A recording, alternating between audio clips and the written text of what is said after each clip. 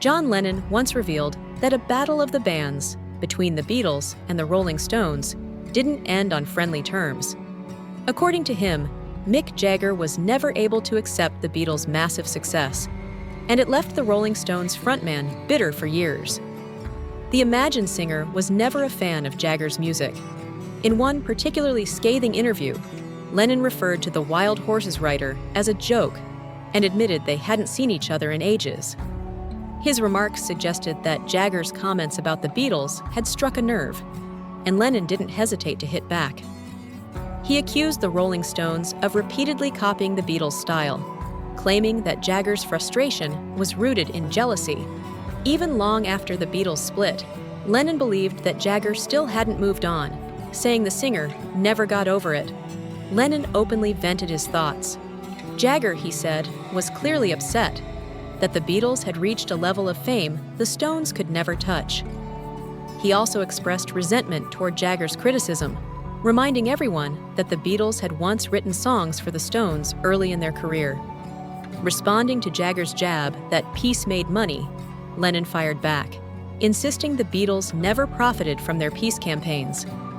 And Lennon may not have been entirely wrong.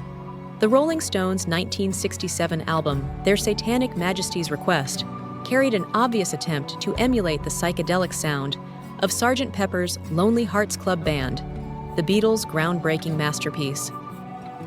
During a 1970 interview, Lennon went further, claiming the Rolling Stones were not in the same league as the Beatles, either in musical creativity or influence. To him, Jagger's ongoing criticism was simply a reflection of that insecurity.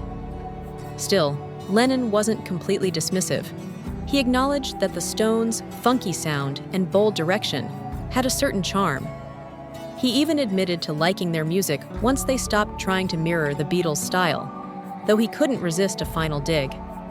Now he's even doing Apple, trying to do the same thing.